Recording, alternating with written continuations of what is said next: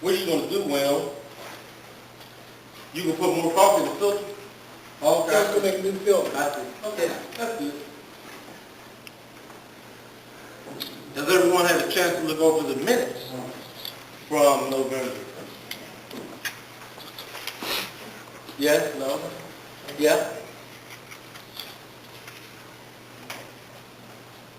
Okay. I need a motion from the floor to accept the minutes as given. Do I have such a motion? Lynn Cornigan. Do I have a second to that motion? Marvin Newman. All in favor of said motion, signify by saying aye. Aye. All opposed, same sign. The motion is passed. November 2nd, 2013, membership meeting, the motion is passed. Okay.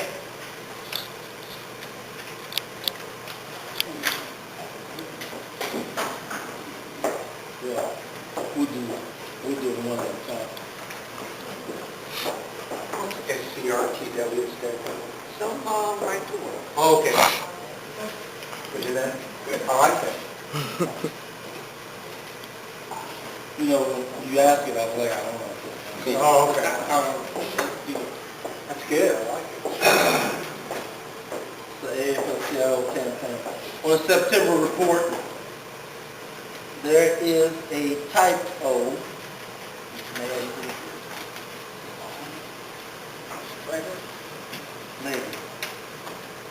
Maybe it's corrected already. I don't have a question. Oh, okay. At the bottom of the balance, well, let me see. That's 43, that's on mine, I don't know if that was September. Maybe it wasn't September. I'm sorry, that wasn't September. Mine says typo. Yeah, it says it on there, but that's just disregard that. Okay. Disregard that. It's going to say it on everybody's because it's been copied. Okay, it is. But it is. Right here.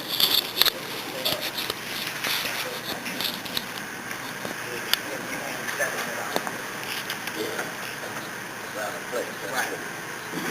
When you look on September, Where it says typo. where it says typo, and right under, Where it says bottom. okay, in deposits, there's a $700 there. It's supposed to be added to the balance at the bottom, so it should say 7,700. And it doesn't say that. That's a type error. So that's supposed to say $7,731.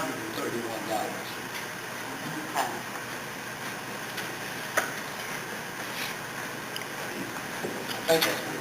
Yeah, because when you bring that down to the top, it's called, Oh, yes, yes. It's supposed to be carried through. yeah, when you do that, September, right? yeah, September, October. Right. Right. That's correct. So that's September. Has everyone had a chance to look at that? We correct that at the board meeting, we didn't correct it on that copy.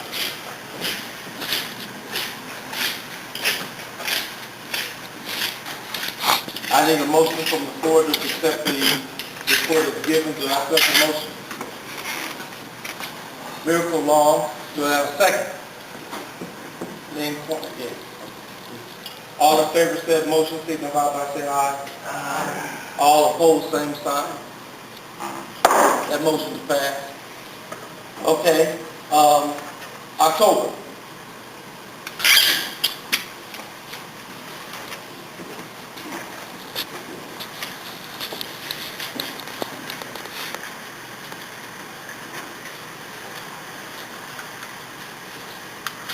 Having looked over October, all in favor of, I need a motion from the floor to approve it as reviewed. I'm sorry, you have to give your name. Fritz Smith. Okay, I need a second. Barry, Geary. Say it again, Barry. Fritz. Give Barry, Geary, G-E-N-N. All in favor of said motion, signify by saying aye. Aye opposed, same sign. That motion is passed. November.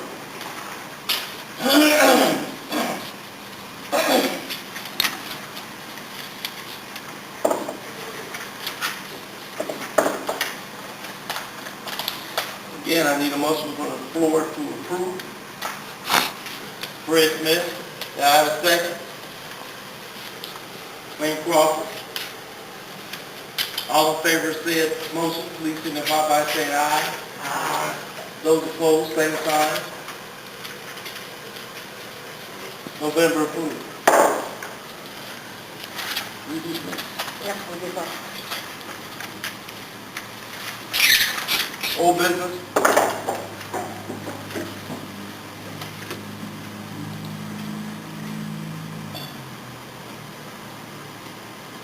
Again, once more. Old business closed, new business. Lots of them, right? New business. We talked about the president. We talked about the scheduling of the meeting. Get back on track. The next meeting is March the 1st, Saturday morning. Hopefully breakfast will be served. We are going to have, in the interim, my report to you really is that we're having a financial meeting. We are shrinking. Our anterior units are shrinking in number. Just by the way, Worcester used to be over 100 members, now it's about 70. Newark used to be about 50 members, now it's about 20. Mansfield is around 45 or so, they're down to about 20. Pickaway County, Job and Family Services, used to be around 60 or 70, now it's around 45. And so those numbers take sort of a toll on the budget. Gas and electric is up for running the building because utilities are up in general. So we're looking for different ways to kind of expand and stretch money. We have a little shrinkage at the university as well. And so all of that means that there's less money coming in than it used to be. And we're very, very near less money coming in than money going out. Very close. So the executive board is going to look at a report from the finance committee, which sort of suggests some ways to save and cut money. I think about 2 years ago, I laid off staff. That is not sufficient to keep pace with the cost. This is all it is. And so the executive board will look at what the finance committee puts before them and try to make suggestions and things like that. My kind of caution to the executive board is that you can't cut your way back into good running system. You just can't cut your way in and do it. Because you'll have to just, hopefully, you won't just have to continually cut. And then you'll be in a situation where you won't be able to provide the representation that you are set out to provide. And so we want to try to make sure we manage how we do things, the money we do things with, from everything to our equipment leasing. We've been turning off the lights, trying to be very conscious of all those things that happen. So we're going to continue to do that. In the interim, like I said, we're going to get back on track with the meetings. We still have negotiations coming up next year or so. So we have to do and bear the cost for those things, regardless. That doesn't change. We're going to do that. And we'll probably be making some other moves that will require your guidance. We are, and for a long time have been talking about merging. It is kind of recommended by the national for a lot of the smaller units to merge with bigger units and that kind of thing. And we have a unit from the telephone industry or telecommunications industry that may or may not share interest in doing that. And so we're going to look into that. They may bring, I don't know, 200 to 400 members in. And so we'll have to be able to plan how to use that membership money in the best efficient way, for the future. So it may happen, it will make us an amalgamated unit. If it's anything less than, 2,000, 1,800, we would probably sort of preserve some of the rights of the larger unit. Traditionally is given. We'll probably have to pick up at least another officer to handle that part of the industry. We'll have to do a little different bookkeeping because we were mostly, almost entirely public, and so that would make us public and private. It would help us financially, but it also would help. There's a lot of people in the telecommunications industry somehow are able to just get off work and, like have those rallies and things. So that unit would become a part of our unit, and we would be able to coordinate with them to show more of a public showing because we'd be covered more. That's just one of the advantages of it. It's much more than, numbers. But we could use a good 200, 400 people to kind of boost the numbers, economize what we do and how we do it. And so before any of that happens, I have to bring the terms back to you guys, and you guys get to make a decision whether you want it to happen or not. So usually the most sensitive thing is locals don't like to lose their name. So what I've seen over the past couple of years, 2 years, is they just slash it. And normally the bigger the local goes first and second later, not the smaller unit goes second. So again, I said that there's a couple locals out there.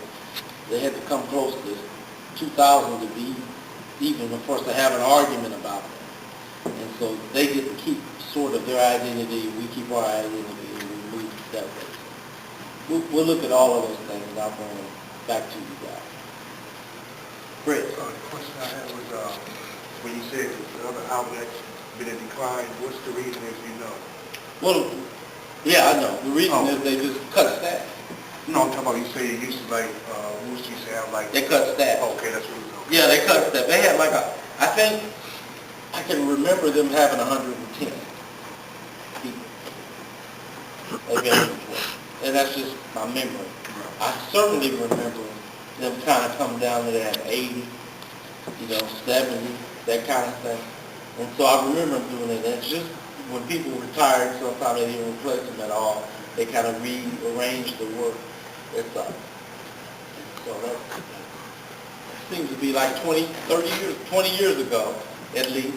And for 20 years, maybe more, maybe 50 years, the university is trying to be like private industry. And the state has cut funds, in little bitty increments every year, every single year. And has those two things converged, private industry always just cuts staff. I mean, that's their immediate response to anything. And so the university has been mimicking that in a lot of ways. We have sort of a steady flow, and we kind of build here at main campus. For instance, they had the big buyout thing, right? So a lot of people bought out. But in student life, they're hiring people. You know what I mean? And in the hospital, they're building. And we kind of want to get interested in who they're going to staff the new buildings with. Traditionally, they've just hired more people that come under our contract. That may not occur necessarily every single time, especially when we're talking about the new cancer building. So shrinkage has happened as a matter of course, like globally and really locally too, because they're trying to run what they call smoother, efficient, and just machinery. I mean, I know it sounds kind of old, but when you start counting with your hands and fingers and stuff, and you use, first they went to some kind of computer equipment, now they got scanners, and it gives them leeway to then make it fast smaller. So that's the shrinkage is there. We really have to try to expand, and so what I'm really going to ask the district is to give us, they have organizers to identify, not just the district, but all of you here, and the more that'll be here next month, I hope, and just to identify some campaigns so that we can promote growth and get more, union support from inside. But it's linked, and it's global, and the fact that it's global and national is the reason that the district sort of encourages locals to come together. Because there are locals as small as 4. And that they can't go on like that. They just don't make it. And plus, or not plus, but in addition to that, the district or nationals is telling us, we have to participate in some things. Like some things that we kind of said we won't do, we can't do, or something like that. They're saying, we want all the locals to do it because that's what makes it happen. That's what makes the change. That's what makes the movement work. So some things that we used to kind of refuse to do, we have to stop refusing to do at the same time. So it's fun, it's challenging, but we're going to get it done, and we're going to make it happen, and with your help, of course, we will be successful. Questions? Dave Lester. One of the reasons, I want to harp on this, but one of the reasons we've shrunk in this OSU stores area is they haven't spared any expense in hiring manager types, and consultant types, and assistant manager types, and non-union people to do union jobs. So that's affected shrinkage of the storage in the OSU stores area considerably. A lot of those people realize they're in a pinch now that they're working non-union titles and what formerly were union duties. So they're kind of distressed, and I keep a copy of the members-only agreement out and talk to them from time to time. But that's affected shrinkage as well, and these are top-dollar people the university's hired, bucking the trend to streamline management. So, And not just there, that's a strategy. And so, it may start happening in the hospital, in the receiving area. Heck, now there's 2 hospitals, you know what I mean? So it may be happening in OSU East, in their areas, and then they may go to other kind of areas. We've just seen lots and lots of change in the past decade or so, from SPD in the hospital, and from who they bring in to your area. surplus. And it's very, very different. We have to find a different way to handle it, and at the same time, we have to kind of moderate doing some growth and some outreach. And at the same time, we have to make sure just modernization doesn't just take you out of your job. You have to kind of grow with the modernization and grow with the job. And the factor that people don't pay that much attention to, unless it's happening to them, the disciplinary process and the rules and all that stuff is really becoming tight, much tighter than ever it was. And there are things that I did I won't talk about when I worked in the hospital I couldn't do now. I couldn't even come close to doing it. And they're coming all different kind of ways, and they seem to be legitimate, but they have an effect that sometimes cuts the workers. And that happens to all those branches I was talking about too, because they were even more liberal than the main campuses. Was it self-disclosing policy, the non-tobacco policy, there are like 10 policies that go deeper and deeper into your personal life, and it starts to, it's a sort of a cleansing thing. It really starts to kind of thin out the workers, almost every day, especially the self-disclosing, because it restricts you, one, if you have something, not that everybody has something, but if you do have something, it kind of restricts you from trying to get hired, get a promotion, and that kind of thing. Because then they have the right to go back and look at your history. And if they look at your history and find something that you didn't have to disclose, but just something that's there that may make you, some way not eligible for the job you have now, then not only did you not get the promotion, you don't keep the job you got. And so that kind of thins us out a little bit. We have like 5 cases. Yes, sir. Another factor that's thin things out in the OSU storage area, and it might be a general trend and even a concern to the community, is we have temporaries and contracted people working in union duties and warehouse duties I'm thinking of now, that we've had one guy that's been there going on 23 months working as a temporary, and he's a trusted employee, he's about my age, and the only job he could apply for that management posted was a catch-all information associate job. So if he'd be coming in, to essentially storekeeper 1 duties, which is a bargaining unit title in an information associate role, and Well, he'd be coming in, right? he'd be employed. He'd be employed as an information associate. Right. Doing storekeeper duties. But there's levels to this thing that the union itself is not to blame for, and hurts the job picture for the community. So that might be an organizing point. It might be. But temporaries and contracted employees are part of the shrinkage. Contracting. You know, contracting in our contractors, particularly old artists, and I think that the means by which they go to contract is really, really different than when they language today. I think we have to look for doing different language for that. Just because the language that there's now is kind of okay, but it's not, it doesn't get to the new deal strategy, like the new time strategy.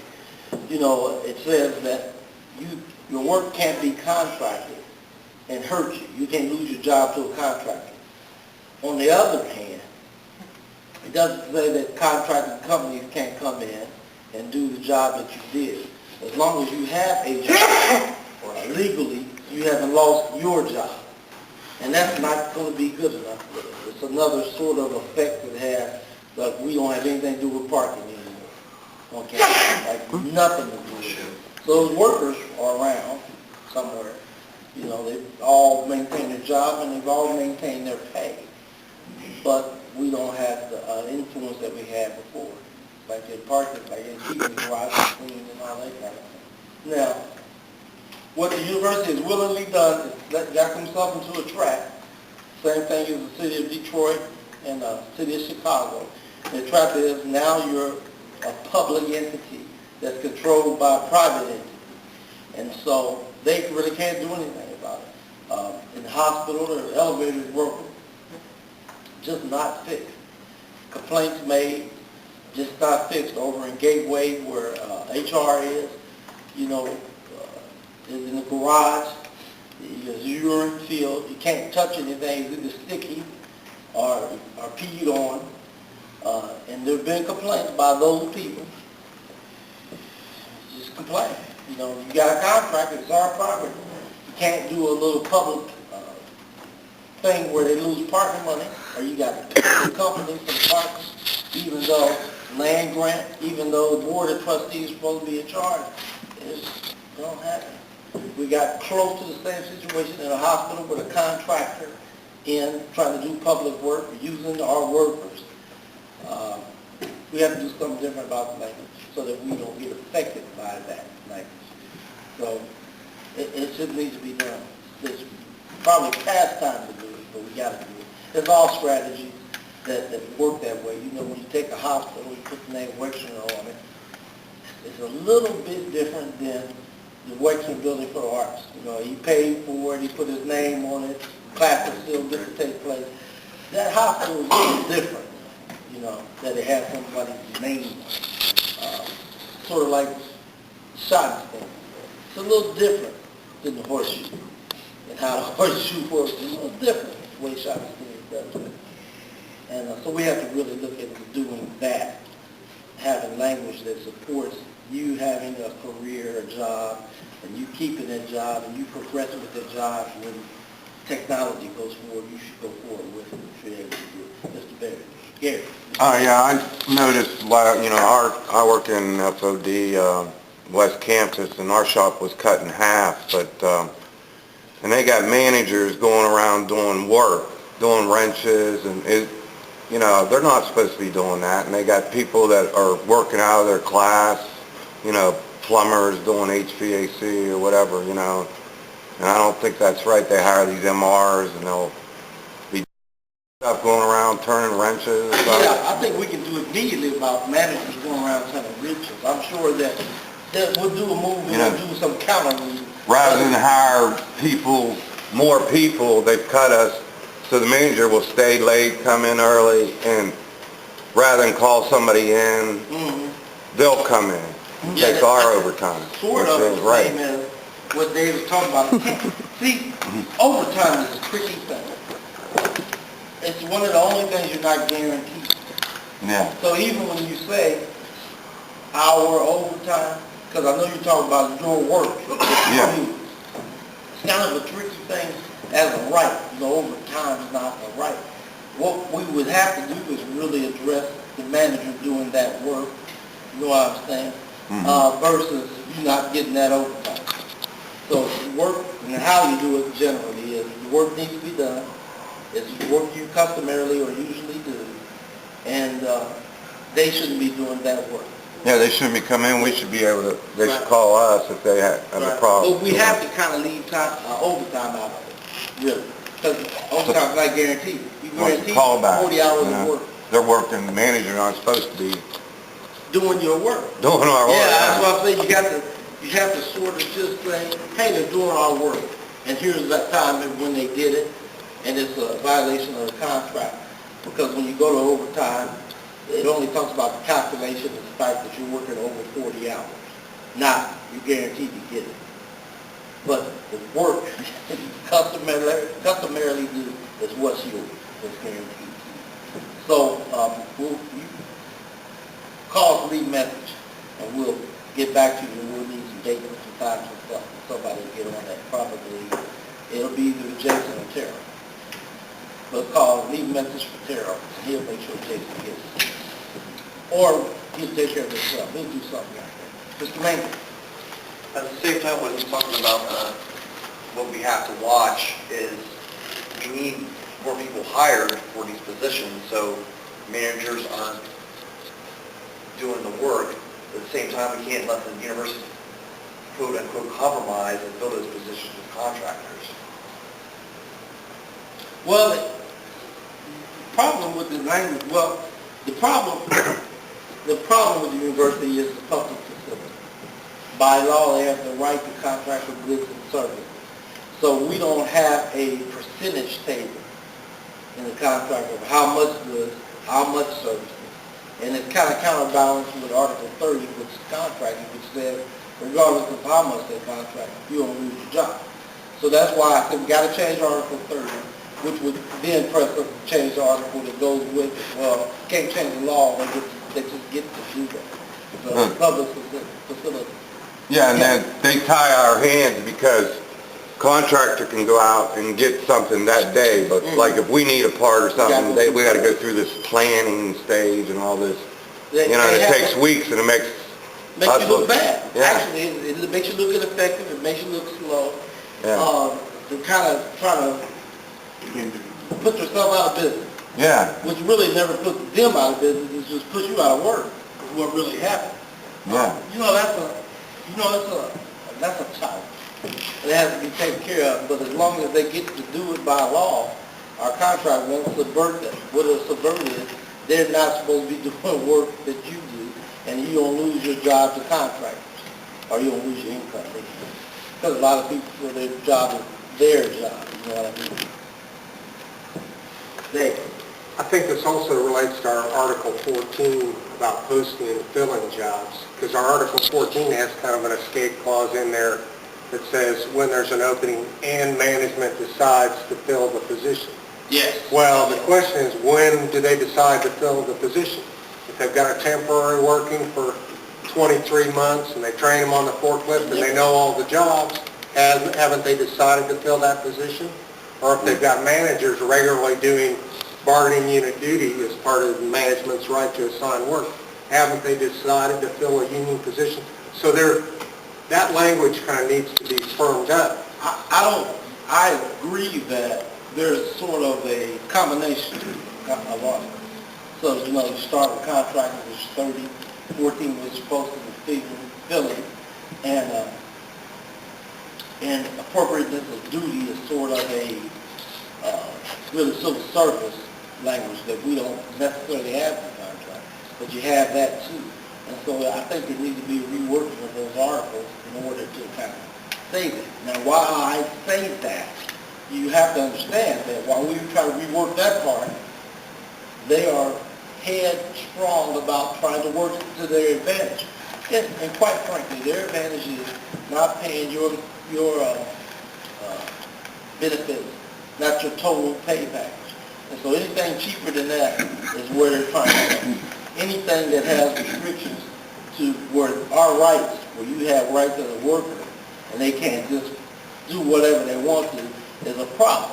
And it's a problem for them. And so we have to really be kind of strong about holding on to those rights. They just don't want you to have them. They just plain don't want to have interference between them telling you to, clean the floor with your tongue, and you being able to say, that's not safe, I'm not doing that, I got a contract. But they don't want it. It's not right. Now, they probably won't go that far, but there are absolutely, positively forces that say, all you are is a worker. All you are is a worker, and that's just too bad. If you wanted to do something different, you should have done something different, like, I'm going to get 3 college degrees. Who do you think you are to have rights on a job? Who do you think you are to have dignity in the work that you do? And I'm telling you, it is without any exception. You got people up there that feel exactly that way. So it's kind of hard for them to come straight out and say it, so they make the kind of rule. Health insurance costs too much. So you better not use tobacco anywhere on our property. Now all of a sudden, you becomes whoever they are, their property. You can't use tobacco. First you couldn't smoke because you heard people, secondhand smoke, blah, blah. Now you can't even use an electronic cigarette. It just blows steam. But I'm telling you that the university and public workers have an ownership in the places that they are, and you don't have to work just without dignity. That's just bullshit. Well, that's not too cool, right? You should be able to work a place and have dignity and do the job and get the job done. And maybe a little separation. Not go all the way to your house. I hate that. Why are people getting fired now? Are they getting fired for not yet. being caught smoking? Not Somebody, yet. I don't know. It's because of the slow start, which is another trick. I'm going to stop talking in a minute. It's another trick because when you slow start something, somebody's going to be the first, like get fired or something, and it's not going to be what I call fair or equitable because, then they gave you a little ticket and said, hey, don't do it no more. And then they go to Fred and say, you're fired. That's a violation. It's got to happen to somebody. Somewhere we go over that line. And when you do a soft start like they do, talk about letting you get used to it, that's what happens. And that person gets caught off guard. It'd be better that they give a date and act on that date and get their act together and be ready if that's what they want to do. Like yourself, didn't you, David? As far as the smoking ban is concerned, I try to call the ACLU to file suit against the university to stop the smoking ban. Because the rights of the many shall not infringe on the rights of the few. That's what our country is based on. I was wondering if our union as a whole, as a group, could represent those that do smoke and contact the ACLU to stop it. Because it'd be better if we do it as a group instead of one person trying to get hold of them and trying to do that. I understand that. There have been, what they will tell you is there's precedence for that, I feel, and that it is legal to do that as a job. And so that's what I'll ask about that. But I know that's what's going to come back to me. Somebody's asked that question before that's been out there, and that's been their retort has been, it's legal for an employer to do that as far as restricting smoking on the job. Tobacco free is a little more stringent, but I don't think that, they can't really ever enforce it like they say, because what they say is, like, you do saw in your jaw in your car going down a road that's owned by the university. Okay. I mean, I don't know how you can do that now. They haven't started testing people yet, but maybe that's what's down the road. But so far, you can do rules like that as far as work conditions. And they can do it for smoke. Smokers I'm not so sure about, but I'll ask about that, and I'll come back to you about that. David? Do you remember? Now, he has his hand up first. You can, don't mind if you bang your head. Well, she has something to say about Well, smoking. I'm going to get to that. Oh, okay. But if you wanted to go first, I mean, Oh, were you on smoking, Lynn? Right. Go ahead. Sorry. Well, mine about smoking is the fact that I don't smoke. Mm. So you're infringing on me when I like to smell your smoke, and I don't like smelling your smoke. So while you sitting to the ASLC, to get protection to protect you because you want to smoke, I want to go to ACLU to protect me because I don't want to smell your smoke. So it goes both ways. Well, you don't have to go because you already won the case. Right, The case has so- been won for Right. you in the Right. city, you know, because the city doesn't, you can't smoke inside the city. It's been won in the state. Right. So, I mean, Because You of don't have to medical do that. reasons that, you know what I mean, it calls for me Yeah. at my age. but we talk about tobacco free now because we've gone past. Right. So they got That's just January infringement. 1st, it went in, it was the date that they set that there's no more smoking. No. We must be correct. Tobacco. Tobacco. Not no smoking. You Tobacco can't free. chew tobacco. You can't use electronic cigarette, which does that. Right. Tobacco free. Tobacco free, right, as January the 1st. So they got one spot they can go, and that's at a Catfish Biz. So all of them will go over there, One spot. Really? one spot. Well, you're supposed to be able to go That's where, not OSU property. I was gonna say, we're everywhere that's not OSU property. Right. And they give an exception for businesses on High Street, the restaurants and bars. So when money is concerned, they just give in the money. Well, I mean, they just give in the money. Because you would say, hey, you can't have smoking on High Street. Because in some kind of way, they own some parts of that. Right. You know what I'm saying? But the Cadmus Partners, which they've changed their name to something else, but it's still that kind of university, but they've given an exception to that. So it's about money, again, over, what's money? Money, one, because tobacco's been proven to cause harm and illnesses to people. So that means the insurance that they have to use costs more money if you contract something, which you may or may not. But if you do, it costs them more. They want to get rid of that cost. Two, money says that the restaurant can have their patio or outdoor living or entertainment because that's money. And so they want them to make money. They want to spend less money. All of it is about saving money. Some of it is wrapped around, I care so much about you, I want you to stop smoking. And that's just a wrapping. They wouldn't care. If you paid for your insurance, somebody private, and they didn't have to pay their 85%, they wouldn't give a damn about you gotta go. Because one of the other things is that university insures you life insurance for the rest of your life. And they're gonna get money then too. When you work here, they insure you. I think it was President Reagan put that into action. They can do it. They don't have to tell you. They don't have to tell you. So even after you retire, my understanding is they still insure you. So when somehow they get some way to know that you're no longer living, they still get money from you. Money. Wayne. No.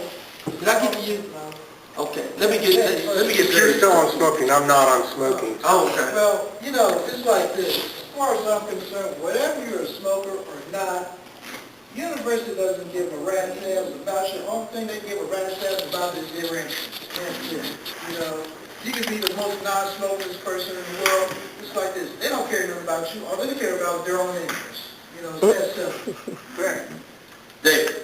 I'm glad Wayne spoke just before me, because I don't have anything to say about smoking, except people are passionate about it. It's a controversial issue. I think at Penn State, they're fining people for smoking as part of their plan. But what Wayne was saying is correct. Management cares about their interests. I have real questions whether we're working for the university anymore, because at stores, we're just there to make the managers they've hired look good. It's almost like we're not public workers anymore. We report to management. And with an all-management workforce or all non-union workforce, or discrimination being the glue that holds things together rather than a classification system, that's more toxic for management than smoking, because instead of managing the operation, they're policing the union and they're policing the workforce, and they're degrading the existing jobs that they had, which are good jobs. So if we're going to fight management and beef up our contract, we're going to have a jobs campaign, call it Operation Coworker or whatever you want. Get management work clause in our contract that works like Kroger's has one, where if you see a manager doing your job or running the register, you keep track of the time and you get paid time and a half for when the manager works, and there's a built-in enforcement penalty to that. Could we get that as a small local?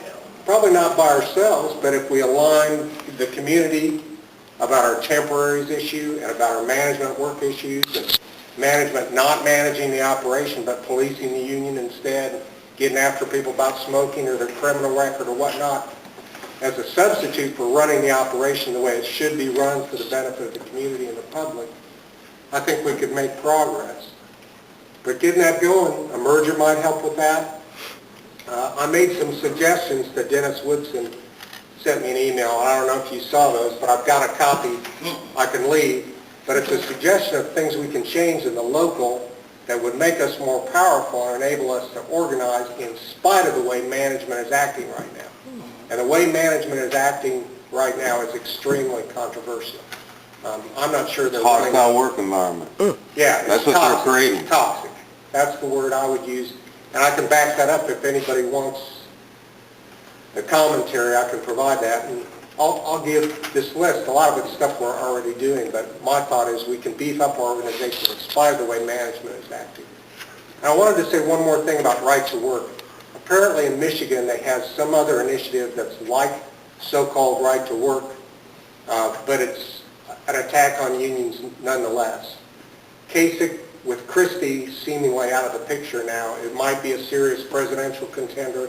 He's supported right to work in the past, apparently has 4 times the money as anybody who would run against him. So we might be looking at right to work issues again too. So building the local is a good possibility, because I think most people in Ohio are against the right to work initiative and see it for what it is, and that could kick up again too. But our prospects are good for fighting back, because this institution is toxic, mismanaged, and if they get what they want, like an all-management, all-non-union workforce, it's not a well-run university. A danger with this new guy coming in who's a hospital guy, starts June 30th, he might want to kick it over to the corporate style of running the university that's the going game here. Yeah. So it's important that I'm glad you're consulting with this guy and know the people where he was and all that, because Yeah. this might be an opportunity. Yet,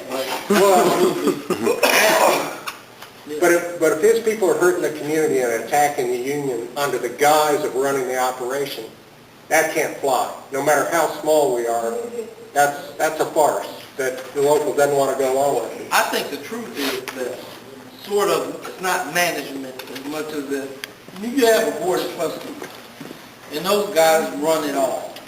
And as long as he does what they say, those are the rules that go into play. And so like management to me, they're not us, but they're not them. They're in sort of a no man's land where, they're doing whatever they think they could do to keep their job. And, as long as they don't get in trouble for it, they just keep doing it. And so, but they can't smoke. They got that background thing. It applies to everybody. It doesn't really apply to like board of trustees and the president. It doesn't really apply to, but it applies to everybody from there down. Unit, college vice presidents, it don't really apply. Not really, unless it gets into the news or something, and then, then it starts to apply.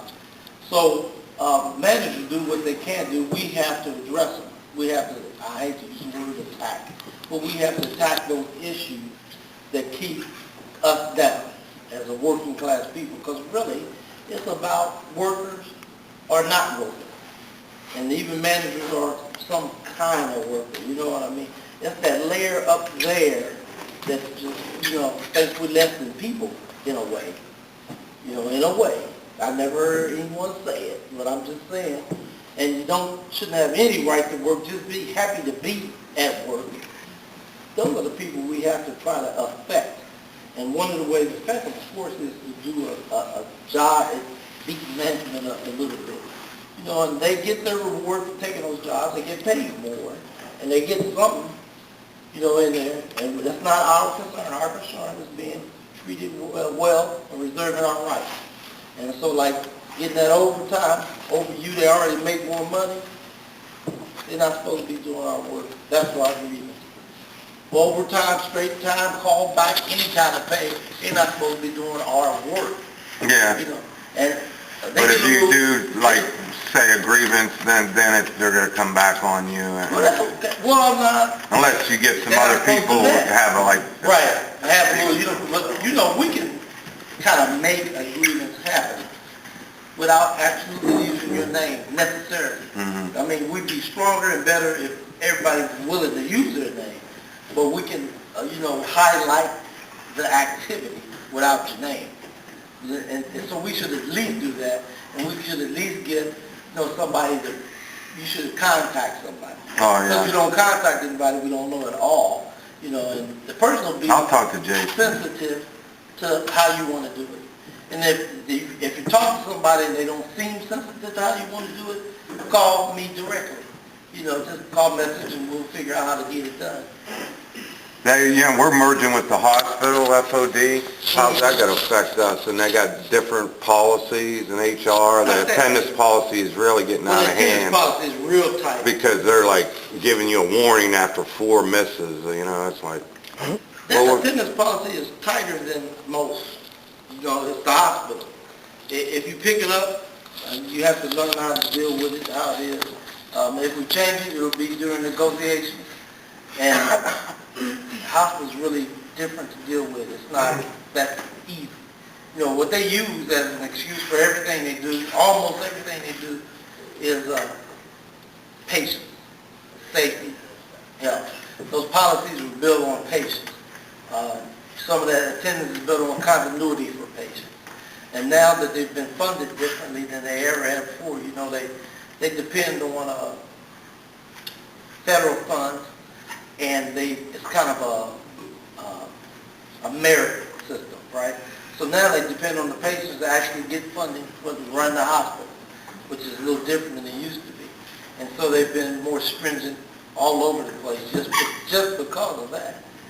And we kind of approved they said we can't get this place clean to those new standards. We just can't do it. We need to hire somebody to direct us on how to get that done. And because we knew they couldn't do it, or they claimed they couldn't do it anyway, and because we knew they had those new standards, we sort of said, well, let's go, we'll try it. We'll try to do your system. They don't know what they're doing. It's a multi-million-dollar company. They had Children's Hospital. They don't present in action any view that they know what they're doing. Now, they gave a good show, and we all thought, well, that's kind of good, but none of us, Miracle, Marvin, and myself really believed it would happen.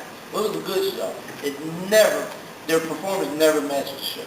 Yeah, it's like over West Campus, they used to have OSU custodians and stuff, and they did a better job than they hired these contractors come in, and our staff did better. And you know what? It always happens. It always happens. There's never been any different. Some of the managers will say, we know that doing temporary contractors is not going to be as good as our regular workers. They say it, but somebody, which might be overmanaged. Well, it's overmanaged, you know what I mean? It's like assistant vice presidents, and they do it every time. It's over and over the same tribe, and they call that lunacy, right?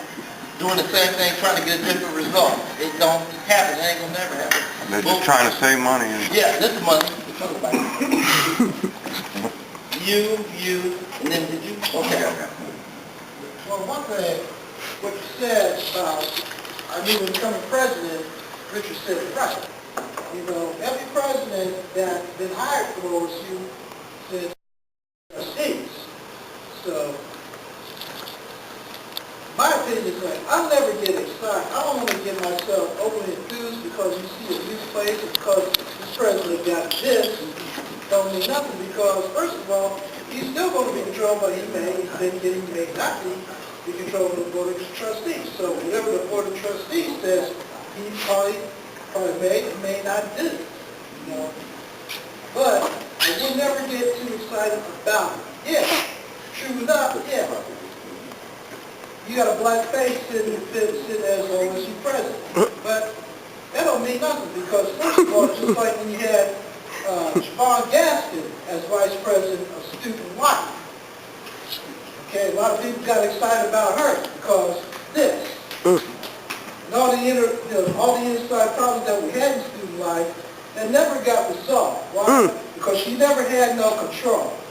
Okay? All right. So, me, myself, I don't see no improvement unless I see something really happen.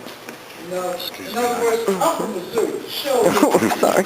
That's what it should be for everybody else. That's the same shit now. Everybody else should feel good. Don't get excited, but be skeptical. All right. This point of order, we need to move to extend the meeting to 8:41. Do I have such a motion on the floor, Dave Lesher? Do I have a second? Samuel Mankin. All in favor of said motion, signify by saying aye. All opposed, same sign. I vote. Okay.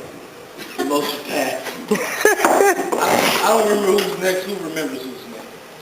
You think so? Okay. Samuel Mankin.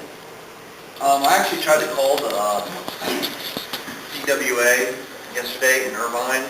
I couldn't get hold of him because I want to know what this guy's like. It's all nice and good at his welcoming thing. He gave a big shout out to the staff, hospital people and stuff like that. And I think that's cool, you know.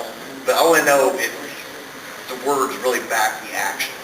All right. You know, I want to know how he interacted with the unions at Irvine while he was there, whether he supported them, or whether he's going to be like another D who really, that guy didn't give a crap about us. Yeah.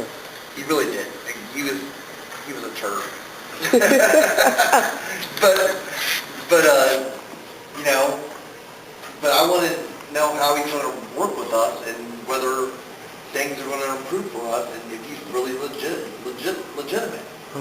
And also, I have another quick question, and I've actually talked to Kevin about this, about the attendance policies.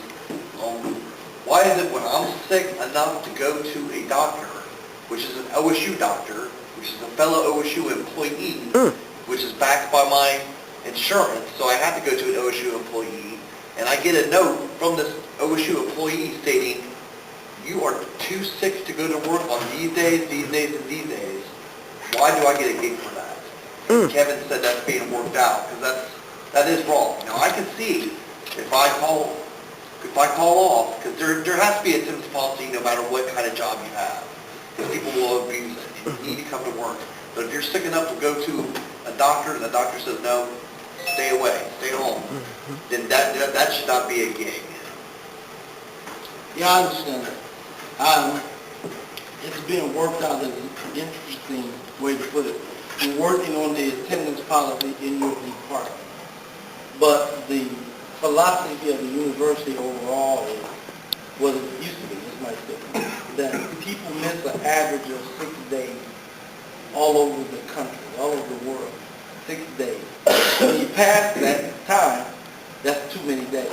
They're supposed to check in on you to see if you got some kind of chronic illness or injury, which now family medical leave covers, which you don't get a gig for, if that happens. They don't like to pay you not to be at work. You know, I guess I should say it this way, really. Getting paid sick time is not something that the university wanted to do. They wanted for you not to be paid when you're off. Civil service law and contract make that happen. You get paid sick time, you get paid vacation time. A lot of our brothers and sisters that are in the construction industry. They don't get paid sick time. They don't get paid vacation time. So the university starts from a position that says, I don't want to pay you for that. I'll let you keep your job. I might let you keep your job, but I don't want to pay you because if you miss too many, you don't get paid. That's okay with us. But if you miss too many, I don't get the work. I don't get the substance of what you're doing.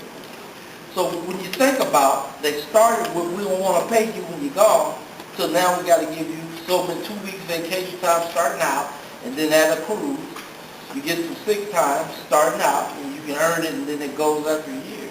Then you must realize, you're starting from a position that they already don't like. Every attendance policy is going to try to sort of modify, mitigate that position. I got to give you this policy.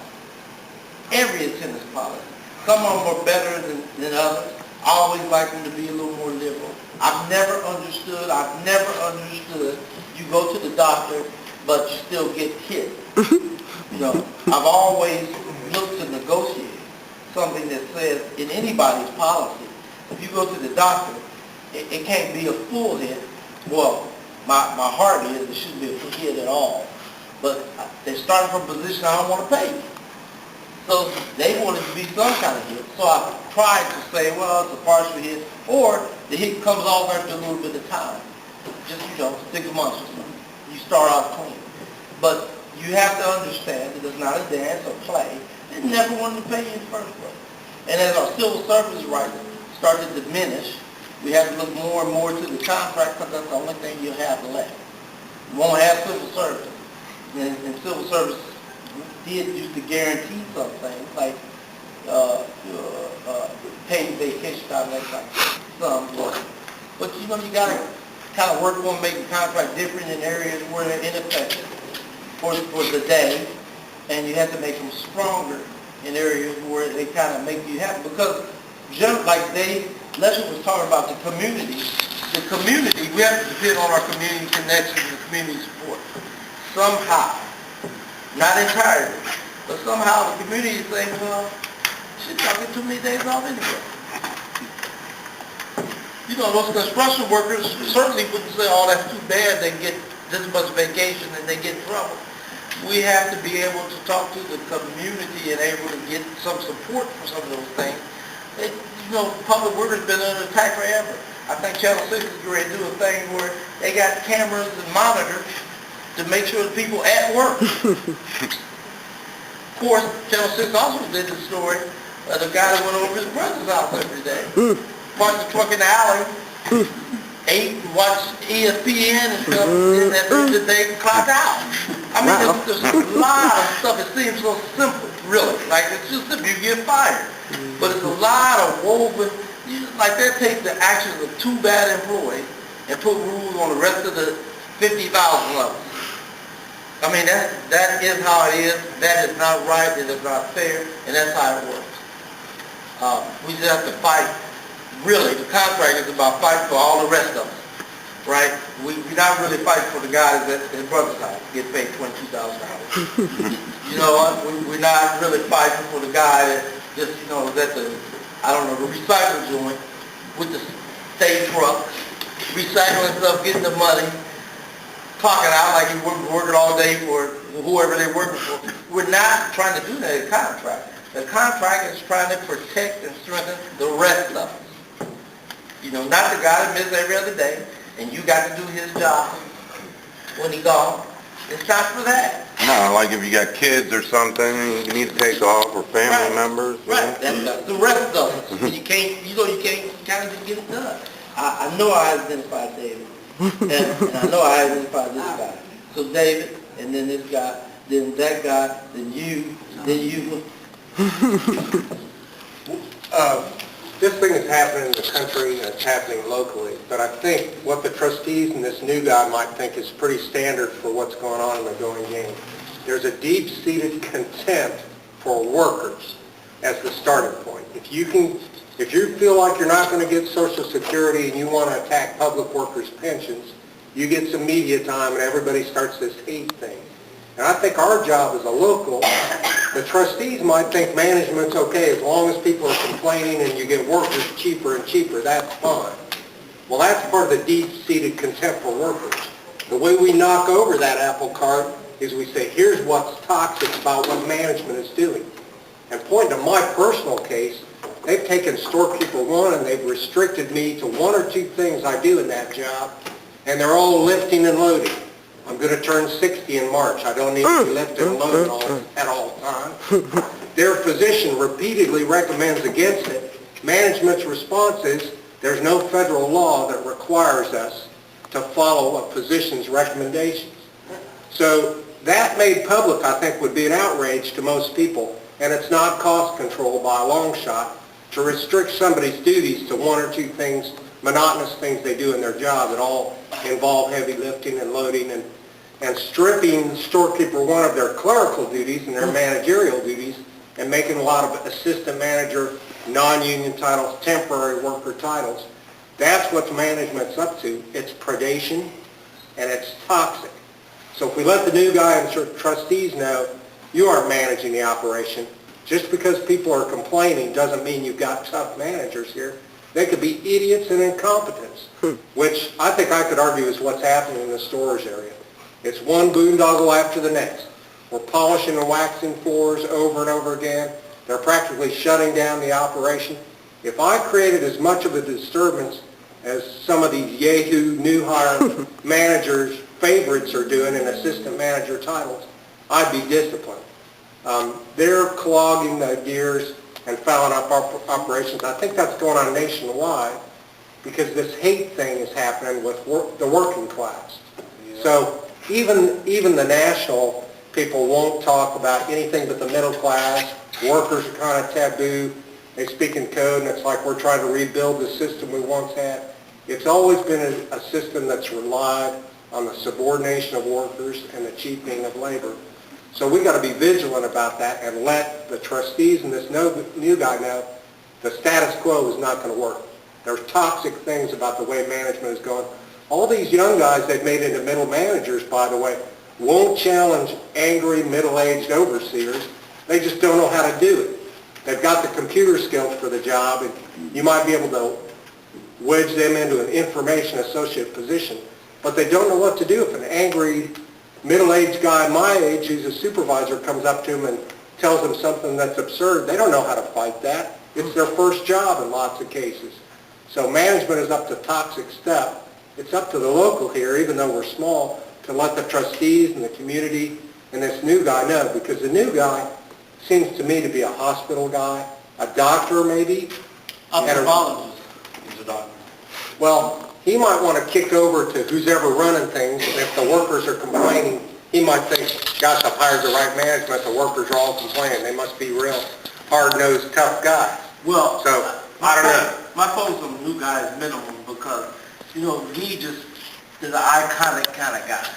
And they've been here and come back. They don't have much really power. You know, they pulled a string on him just when they wanted to. Just when they wanted to. You know, matter of fact, they weren't even going to fire him. They were just going to punish him. And he said, you're not punishing me. So they went to negotiations because he's an attorney. So the guy, I think it's important to touch him, but I don't think we got to touch that board of trustees and the president of that board of trustees, you know, because it wasn't he that built or named a hospital.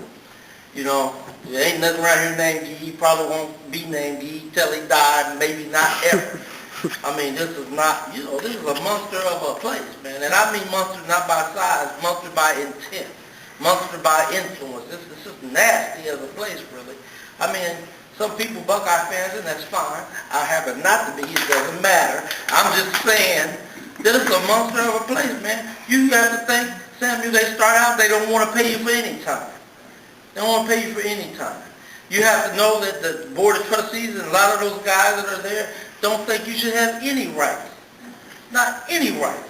And so, you know, you start to make some motion just to try to kind of secure those rights. At the same time, we got 2,000 members, they got 60,000 employees or something like that. You know, some of them ain't top notch. So we got to account for them because we can't kick them out. Right? We just can't kick them out and then protect all the rest of them. I mean, it's funky, man. I don't even know another word to sort of articulate that you make the best you can, and it's okay. Some of us participate in some stuff, you know, goodwill stuff, good health stuff, community stuff, the community being a university, but really, that's not that good. You know what? Most of the stuff that happens good for us, most of the stuff that happens good for us, happens because maybe the department you work in, and then PR, where the university wants to look good. After that, you know, it's over for us, really. We got to protect our rights and fight for them all the time, sir. Well, as far as retiring and your job situation, okay? When they start talking about you need to go on the bulletin board and look for another job and things. Now, if I'm under contract with us, what am I supposed to do about that situation? And they just keep telling me the same thing over and over again. Should I let it go? And the reason why I'm saying this is because I feel that by me being a union member, and there might be others, well, I work for East. Okay. There might be others over there, that really don't give a damn or what, or care what's going on with the surrounding and what's happening. But I sit still and pay attention to a lot of things. And I'm seeing a lot of changes that's happening over there.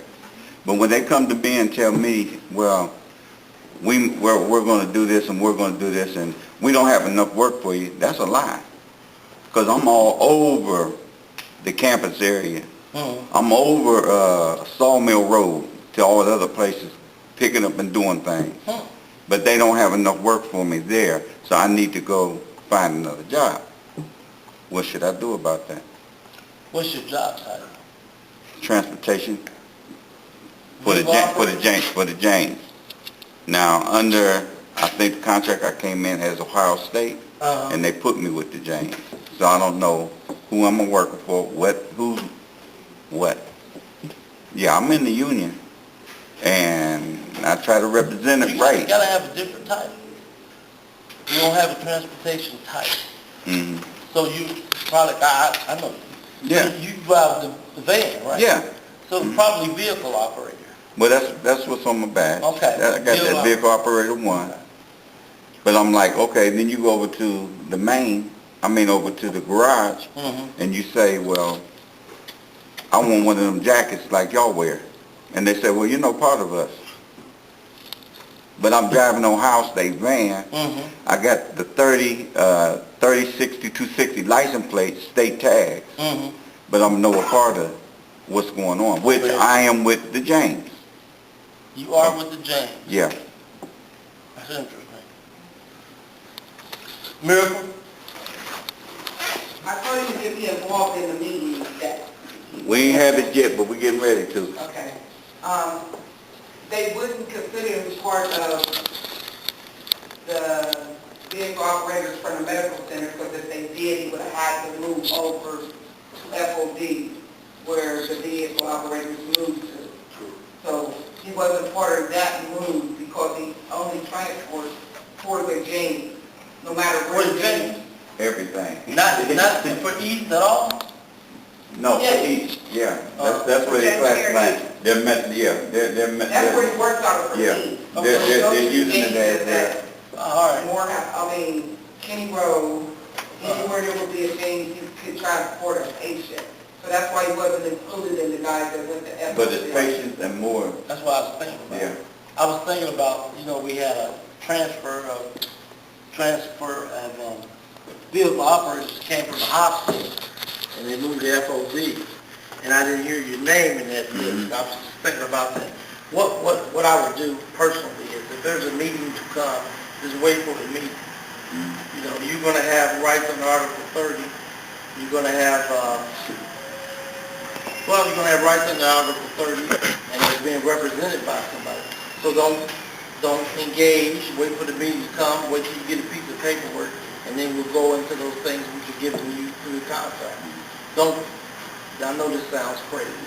Don't worry. Just don't panic. you know, Yeah. you won't have a job. But am I supposed to look for that job? Not really. Or Well, are they supposed to place? they're not gonna help somewhere that else? much, Right, evidently. right. You know, if you see something, you like it, maybe, but don't worry about, I mean, I wouldn't make that a part-time job looking for a job, right? But, I would look around. I would do what might be best for me. Like if you see something you like, something you want, I would apply. You know, you have a better chance to getting that than somebody walking off the street. But that's what I would do. That's how I handle it. Wait for the official word. But it's happening over there, man. I mean, East is different. Yeah, oh yeah. East is very different. I think East, from the very day they ever came, we ever went over there, they've been kind of anti-union. There's nothing they can do about it. You know, some of the staff, but it's been very sort of belligerent. You guys have been fine with one another, but you know, we had those other transporters. You know, they went to work against the rules. That's how we kind of started. We had a standoff kind of thing to happen when that happened. Yes, Dave. Yeah, somebody's behind. Thanks for being the way you are, Rich, and thanks to everybody for coming to the meeting. The Article 30 does cover what he's talking about, and I think that it's harassment for them to coach you to look for other jobs. Day to day, that's got to get old, so I think you'd be right to wait for the meetings and let the steward deal with some of that, because the other thing I wanted to say, though, is the postings language. They pack the postings language for job postings with stuff that's beyond what they've negotiated with the local for our titles. Right. Like they're fighting Right. the storekeeper ones now that they've employed in my area over the transportation thing and use their own cars on the job. So even in applying for other jobs, you might not be as safe as staying in your current job. If the work is there, I think you're pretty assured of having employment. They can't contract your detriment, as Article 30 says. I think the union's got some punch on this particular point. And I would look, just look, and I'd say, stop telling me. I wait for information, miracle. That's two things. The first thing is, I'm ready for a meeting whenever a meeting happens, so whenever that may be, I'm already ready. I've been talking to the gentleman off and on. I offered to step in before, he told me no, wait until, because everything was okay at this time. So I'm ready. I'm not even worried about any of that. Second, I want to make a motion to end this meeting. Is there a second? Vice Chair. So, all in favor, signify by saying aye. Aye. All opposed, same sign. We'll adjourn after the drawing. We won't be able to get that check to you. The president's gone. We didn't have it ready, but we'll get it to you and get you that. So, the motion is moved. Let's bring up the ticket.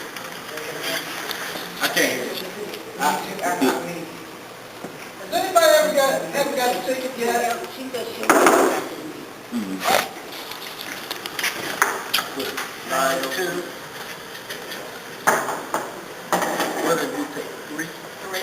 50, 55.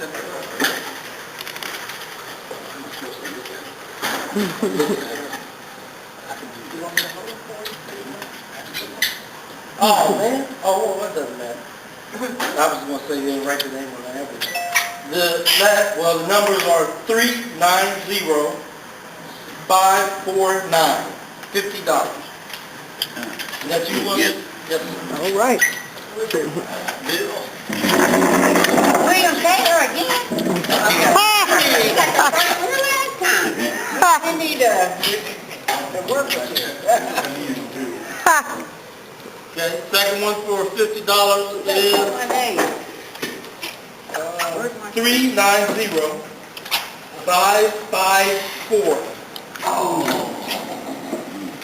Whose name? And no one's name? All right. That's all. All right. Your name. I don't know, man. She said, come on, help me.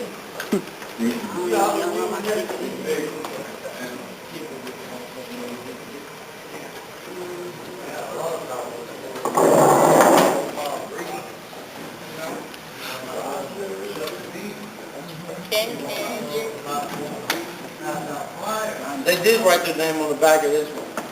Yeah. But I still need to take the name is Lynn Cornegay.